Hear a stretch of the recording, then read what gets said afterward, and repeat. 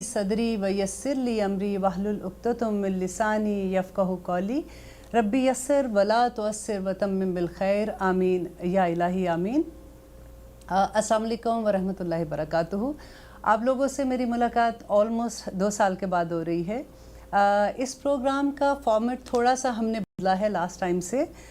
उसके बारे में मैं पहले आपको बता दूं कि इस दफ़ा हम कुरान की तफसीर अल्हम्दुलिल्लाह सुम्मा अल्हम्दुलिल्लाह हम कुरान की तफसीर कर रहे हैं, जिसमें हमारा ये होगा कि हम 5 से 10 आयात लेंगे, वर्ड टू वर्ड ट्रांसलेशन करेंगे और फिर उसकी हल्की सी तफसीर किया करेंगे।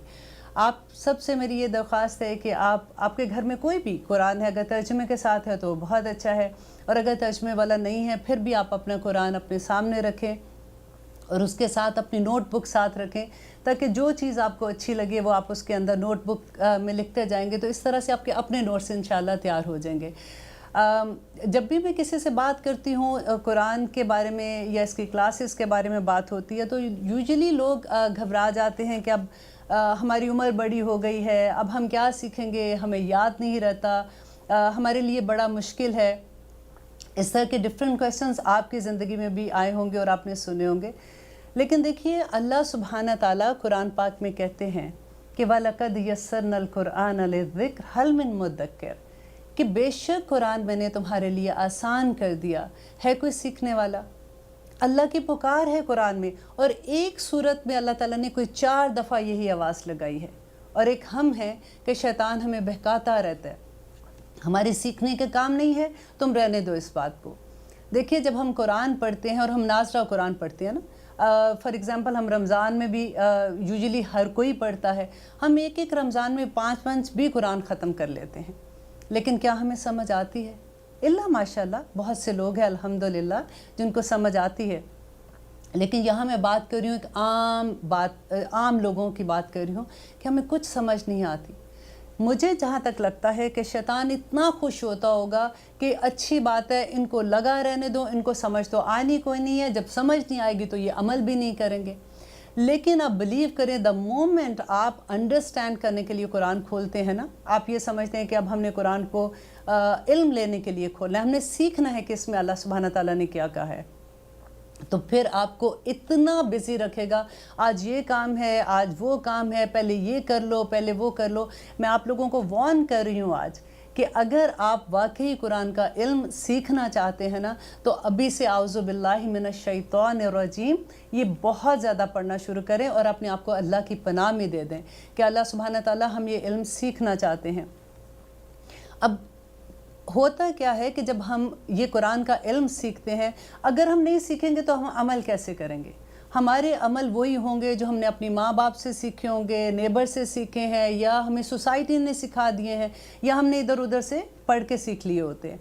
लेकिन बाकायदा इल्म हमें लेने के लिए बहुत जो टाइम चाहिए होता है, उसमें हमें यूजुअली ये होता है कि अब हमें बिज़ी हैं, कई दफ़ा ये होता है जॉब कर रहे हैं, बच्चे छोटे हैं। अगर मैं किसी को ये भी बात कहती हूँ कि आप आए, तो कहती जी मसरूफ़ियत बहुत है, तो मुझे ये लगता है अच्छा ये फ़ालतू लोगों का काम है, जिनके पास कोई मसरूफ़ियत नहीं, वो कुरान का इल्म लेते हैं। अब देखिए कि अल्लाह सुब्हाना ताला, अल्लाह अकबर, कुरान पाक में नबी करीम सल्लल्लाहु अलैहि वसल्लम को क्या फरमा रहे हैं कि वलक़द मन्नल्लाहु अलल मोमिनीना, कि बेशक मैंने एहसान किया मोमिनों पर, इस बासा फ़ीहिम रसूलन मिन अनफुसिहिम, कि मैंने उन्हीं में से रसूल को भेजा, यतलू अलैहिम आयातिही, कि वो तलावत करता है। सबसे पहला है तलावत करना, ठीक है, आयाती व युज़क्कीहिम। और सेकंड काम उसका क्या है? जब हमें कुरान की समझ आएगी तो हमारा तज़किया होगा, हमारा नफ्स पाक होगा, हमें पता चलेगा कि क्या चीज़ हमने करनी है, क्या नहीं करनी, अल्लाह सुब्हाना ताला किससे खुश होते हैं, हमारी ज़िंदगी का मकसद क्या है, हमें हर सवाल का जवाब वहाँ से मिल जाएगा। और तीसरी चीज़ कहते हैं अल्लाह सुब्हाना ताला व युअल्लिमुहुमुल किताब, और उनको किताब की तालीम देते हैं। कुरान का मकसद एक सबसे बड़ा यह है कि उनको कुरान की तालीम देते, वल हिकमा, और उनको हिकमत सिखाते। देखिए, तालीम के लिए अगर नबी करीम सल्लल्लाहु अलैहि वसल्लम जब मदीना में आए थे, तो सबसे पहले वहाँ पे हॉस्टल बना था, जहाँ पे जो सहाबा कराम सीखते थे, उनको इसहाब सफ़ा कहते हैं, तो वो वहाँ पे आके तालीम लिया करते थे। नबी करीम सल्लल्लाहु अलैहि वसल्लम ने ये बात, इतनी खूबसूरत बात कही थी कि एक आलिम को, एक आबिद पे, आलिम वो है जैसे आप लोग अभी सुन रहे हैं, इल्म लेने की कोशिश कर रहे हैं, कोई भी जितना भी इल्म हम लेते हैं, जब हम ये अहद कर लेते हैं कि हमने ये इल्म लेना है तो हम आलिम के दर्जे पे आ जाते हैं अल्हम्दुलिल्लाह। कि एक आलिम को, एक आबिद पे, वो जो पूरी रात इबादत करता है, वो जो पूरा दिन इबादत करता है, उस पर ऐसे फजीलत है जैसे नबी करीम सल्लल्लाहु अलैहि वसल्लम को उम्मत के आम आदमी पर। सुभान अल्लाह, कहाँ नबी करीम सल्लल्लाहु अलैहि वसल्लम की फजीलत और कहाँ एक आम आदमी की इल्म की फजीलत। तो आप देखिए, आप इल्म हासिल करने के लिए जब आप घर से निकलते हैं तो नबी करीम सल्लल्लाहु अलैहि वसल्लम कहते हैं कि फरिश्ते कदमों तले अपने पर बिछा देते हैं, हम उनके परों के ऊपर बैठ कर आते हैं, हमें नज़र नहीं आते क्योंकि ये गायब का इल्म है। सुभान अल्लाह, इस दुनिया में कुछ फरिश्ते ऐसे हैं जो भेजे ही इसलिए गए हैं कि वो ऐसी महफिलों को ढूंढते हैं जहाँ पे अल्लाह का ज़िक्र होता है, जहाँ पे कुरान का ज़िक्र होता है। अब हम ज़िक्र कर रहे हैं, आप अपने घर में बैठ के सुन रहे हैं, अल्हम्दुलिल्लाह ये महफिल है हमारी कुरान की। और वो उस महफिल में वो फरिश्ते कहते हैं कि वो पर अपने बिछाकर कतार दर कतार आसमान तक पहुँच जाते हैं। और पहुँच के क्या करते हैं आपको पता है? वो उस महफिल में बैठे हुए लोगों के लिए इस्तग़फ़ार करते हैं। हम इस्तग़फ़ार क्या करते हैं? हम सुबह एक तस्बीह पढ़ लेते हैं, अस्तग़फ़िरुल्लाह अस्तग़फ़िरुल्लाह अस्तग़फ़िरुल्लाह, सोचते हैं अल्हम्दुलिल्लाह आज के पूरे दिन की इस्तग़फ़ार कर ली। और आप सोचिए कि ये फरिश्ते किस तरह के, कितनी तादाद में होंगे जो आसमान तक फैल गए हैं और वो उन लोगों के लिए इस्तग़फ़ार करते हैं जो ऐसी महफिल में भी बैठे होते हैं। सुभान अल्लाह।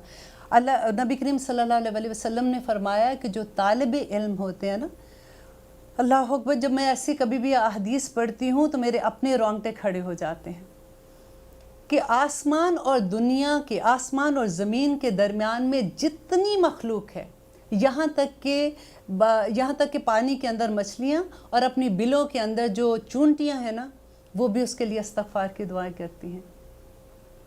और क़यामत के दिन जो उलमा हैं वो कहाँ पे बैठे होंगे आपको पता है? वो नूर के मेंबरों पे बैठे होंगे। क़यामत के दिन की आपने पढ़ा होगा, आप लोग सभी अल्हम्दुलिल्लाह मुसलमान हैं और जानते हैं कि नफ्सा नफ्सी का क्या आलम होगा। वहाँ पे हज़रत आयशा ने नबी करीम सल्लल्लाहु अलैहि वसल्लम से पूछा था कि मैंने ये सुना है कि क़यामत के दिन जब हम अपनी कब्रों से उठेंगे तो सब लोग नंगे होंगे, उन्होंने कपड़े नहीं पहने होंगे, तो क्या हमें हया नहीं आएगी? तो नबी करीम सल्लल्लाहु अलैहि वसल्लम ने फरमाया कि आयशा, उस वक़्त नफ्सा नफ्सी का ये आलम होगा कि किसी को किसी दूसरे का पता ही नहीं होगा। और उस दिन ये हालत होगी, गर्मी की ये हालत होगी कि कहते अपने पसीने में इंसान अपनी कान की लो तक भरा हुआ होगा। अल्लाह अकबर। और आलम किधर होंगे? नूर के मेंबरों पर, वहाँ चमक रहे होंगे। सुभान अल्लाह। और करना क्या है हमने? देखिए, कुरान का इल्म लेने का आपने सोच भी लिया ना। मेरी एक दोस्त थी, अल्लाह बख्शे, अल्लाह मियाँ उसको जन्नतुल फरदौस में जगह दे। जब मैं ये कोर्स कर रही थी तो मैं अक्सर उसको हदीस, जैसे हम पढ़ते हैं, हम एक दूसरे के साथ शेयर करते हैं, तो मैं उसको कहती थी कि मैंने ये हदीस पढ़ी है कि जो आलम, जब हम कुरान का इल्म ले रहे हैं ना, उस दौरान में अगर हमें अल्लाह न करे, हमें मौत तो आनी है, बरहक है, हमारी मौत आ जाती है तो हम सीधे शुहदा के दर्जे पे चले जाएंगे अल्हम्दुलिल्लाह। तो अहद कर लीजिए आज से कि मेरा जो भी टाइम होगा, जितना भी मुझे वक्त मिलेगा, मैंने तालिब इल्म रहना है। अल्लाह मियाँ, मैंने सारी ज़िंदगी ये इल्म सीखना है।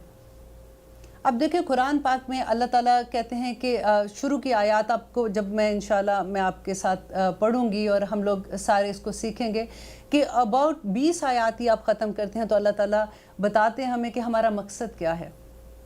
ये एक सवाल मुझे भी बहुत तंग करता था कि अल्लाह ताला ने आखिर दुनिया में हमें क्यों भेजा है, आखिर हमसे चाहता क्या है?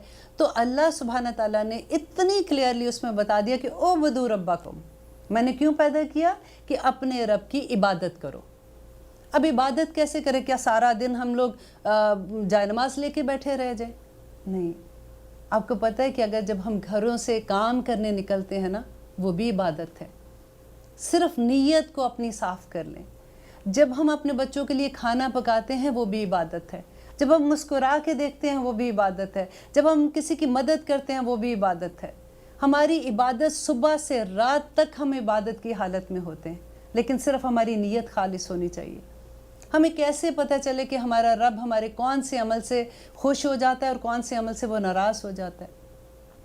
جب ہم کسی سے سنتے ہیں کہ اچھا یہ پڑھ لو، ایسے کر لو، ہمیں تو یہ بھی پتہ نہیں چلتا کہ بدعت کیا ہے اور کیا نہیں ہے۔ ہم تو اسی شوق میں پڑھتے جاتے ہیں کئی دفعہ کہ بس آئی تھنک انہوں نے بتایا، ٹھیک ہی بتایا ہوگا، اس کو پڑھنا شروع ہو جاتے ہیں۔ اللہ سبحانہ تعالیٰ نے قرآن ہمیں، دیکھیں ہر انسان کو گائیڈنس چاہیے ہوتی ہے نا، ہمارے لیے سب سے بڑی ہدایت جو ہے یہ ہمارا قرآن ہے، ہمارا حاضر امام ہے۔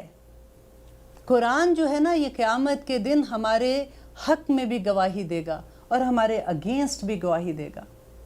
قرآن پاک میں اللہ سبحانہ تعالیٰ کہتے ہیں کہ قرآن پاک اللہ تعالیٰ سے شکایت کرے گا کہ یا رب العالمین انہوں نے مجھے چھوڑ دیا تھا۔ آپ وہ حدیث پڑھ کے دیکھیں جس میں نبی کریم صلی اللہ علیہ وسلم کی شفاعت کا بیان ہے کہ جب امت ہر نبی کے پاس جائیں گے اور ہر نبی کہیں گے کہ میرے سے یہ خطا ہوگی، ان کے پاس جائیں، ان کے پاس جائیں، اور آخر میں لوگ نبی کریم صلی اللہ علیہ وسلم کے پاس آئیں گے اور وہ سجدے میں گر جائیں گے، اور وہ جب تک اللہ تعالیٰ چاہے گا وہ سجدے میں رہیں گے۔ پھر جبرائیل علیہ السلام ان سے کہیں گے کہ اٹھیے، آپ جو مانگتے ہیں آپ کو دیا جائے گا۔ تو وہ اپنی نبی کریم صلی اللہ علیہ وسلم جو ہے وہ شفاعت اپنی امت کے لیے کریں گے۔